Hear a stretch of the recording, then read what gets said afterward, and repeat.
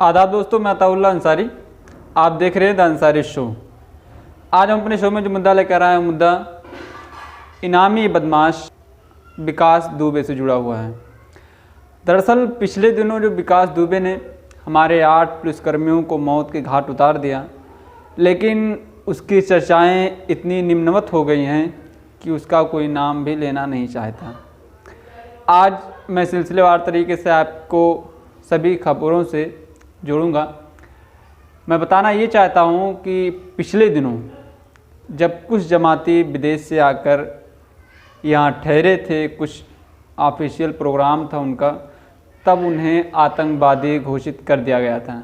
लेकिन जब यही विकास दुबे 8 पुलिसकर्मियों को शहीद कर दिया और पिछले दिनों भी उसके ऊपर कई ऐसे केसेस थे जिसको लेकर उसे जेल काटना था, लेकिन उसको किसी मीडिया चैनल्स ने या किसी ने भी उसे आतंकवादी घोषित नहीं किया, इसलिए कि वो विकास दुबे है। बात यहाँ नहीं रुकती।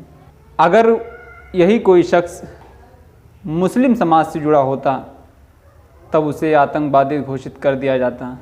आप एक पल के लिए सोचिए, कोई मुस्लिम शख्स ये काम किया होता और जाकर मस्जिद में छुपता या मस्जिद में पकड़ा जाता तो उसकी क्या सज़ा होती।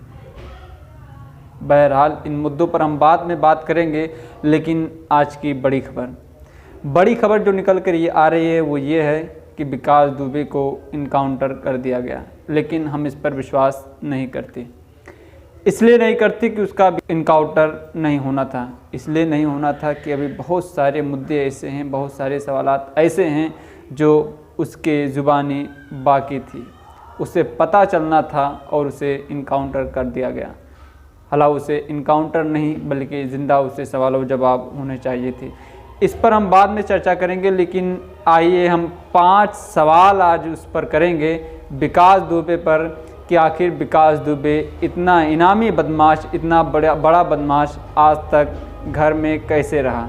सबसे पहले हम आपको कुछ ट्वीट दिखाएंगे, जिस ट्वीट से आपको ये पता चलेगा कि हमारे राजनीतिक नेताओं ने भी उस पर तंज कसा और बहुत सारे मांग किए। सबसे पहले आप ये ट्वीट देखिए पूर्व मुख्यमंत्री अखिलेश यादव का। अखिलेश यादव अपने ट्विटर हैंडल पर लिखते हैं, खबर आ रही है कि कानपुर कांड का मुख्य अपराधी पुलिस की हिरासत में है। अगर ये सच है तो सरकार साफ करे कि ये आत्मसमर्पण है या गिरफ्तारी। साथ ही उसके मोबाइल की CDR सार्वजनिक करे जिससे सच्ची मिलीभगत का भंडाफोड़ हो सके। जी हाँ, ये बात उन्होंने सही कहा। इसलिए सही कहा कि एक आत्मसमर्पण है कि गिरफ्तारी। ये तस्वीर आप देखिए, जिस तस्वीर में विकास दुबे कालेश्वर मंदिर के सामने तस्वीर खिंचाता हुआ नज़र आ रहा है। आखिर ऐसा क्यों?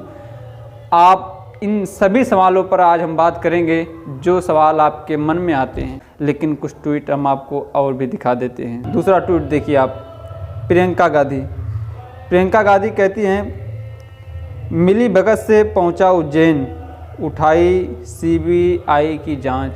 वो मांग कर रही हैं कि CBI जांच की जाए, आखिर वो यहाँ से वहाँ तक कैसे पहुँचा, इतनी लंबी दूरी आखिर वो कैसे तय कर सकता है, इतना बड़ा इनामी बदमाश। एक ट्वीट और आप देखिए, ये हैं दिग्विजय सिंह ने कहा कि विकास दुबे की गिरफ्तारी को बताया प्रायोजित सरेंडर। जी हाँ, वो बता रहे हैं कि ये प्रायोजित सरेंडर है, ना कि गिरफ्तारी। ऐसे कई सारे सवाल उठ रहे हैं जो आपके मन में भी हैं और हमारे मन भी। एक ट्वीट और आप देखिए जो कमाल खान वरिष्ठ पत्रकार हैं, जो लिखते हैं, विकास दुबे ने 15 दारोगा और 25 सिपाहियों के सामने थाने में घुसकर राज्य मंत्री को मार डाला।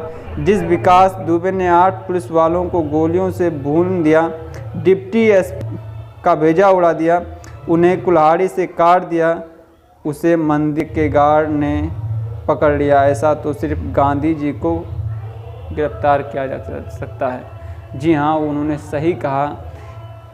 इतना बड़ा इनामी बदमाश आखिर किसी गार्ड ने उसे कैसे पहचान लिया, ये बहुत बड़ा सवाल बनता है। उनका कहना है कि ऐसे तो महापुरुष महात्मा गांधी को ही गिरफ्तार किया जा सकता है, कोई महापुरुष हो उनको इतनी आसानी से गिरफ्तार किया जा सकता है।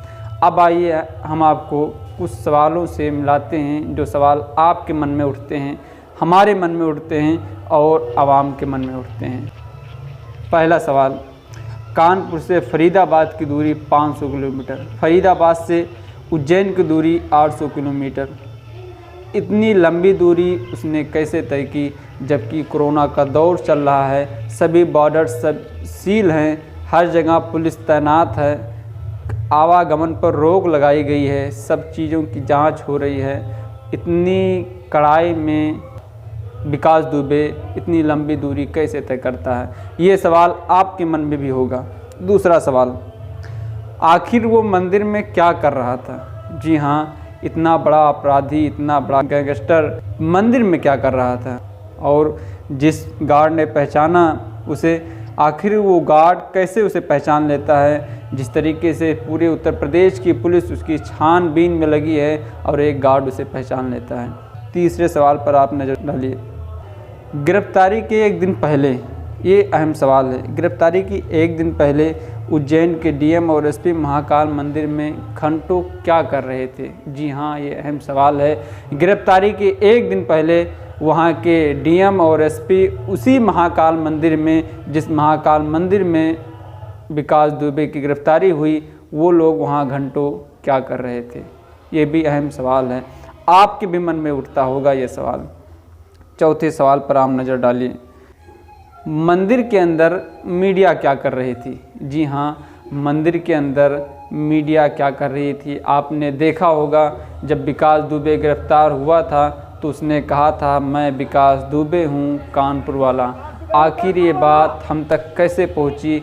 वहाँ जब वो गिरफ्तार होता है तो मीडिया मौजूद होती है, ये बात कैसे मीडिया को पता चली कि विकास दुबे वही हैं? ये सवाल आपके भी मन में उठता होगा।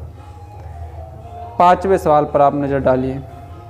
क्या ये गिरफ्तारी है या प्री प्लान आत्मसमर्पण? इस पर आप ध्यान दीजिए। क्या इसे हम गिरफ्तारी कहेंगे या प्री प्लान आत्मसमर्पण? आत्मसमर्पण ऐसे किया जाता है।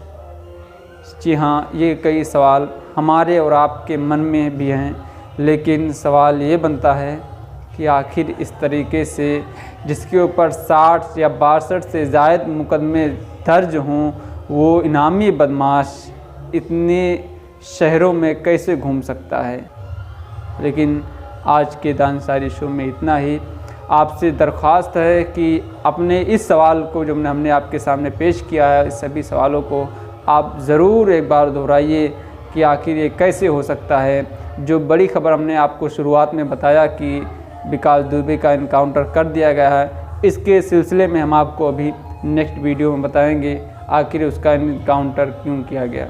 उसे कई सवाल पूछने बाकी थे, उसका सभी पोल खोलना बाकी था, उसके साथ कितने नेता और कितने पुलिसकर्मी मिले थे, इन सभी का पोल खोलना बाकी था। इसी बीच ये खबर आई कि विकास दुबे का इनकाउंटर कर दिया गया है। 5 लाख का इनामी बदमाश अब इस दुनिया में नहीं रहा। बहरहाल आप इस पूरे मामले को किस तरह से देखते हैं, वीडियो के नीचे कमेंट बॉक्स में जाएं और अपनी राय ज़रूर बताएं। आपसे दरख्वास्त है हमारे इस प्रोग्राम को ज़्यादा से ज़्यादा शेयर करें और हमारे इस चैनल दानसारी शो को सब्सक्राइब ही नहीं बल्कि इसके बेल आइकन को भी दबाएं और लाइक को भी कर दें, ताकि बेल आइकन को दबाने से हमारे सभी वीडियोज़ की नोटिफिकेशंस आपके फ़ोन्स तक सबसे पहले पहुँचे। बहुत बहुत शुक्रिया।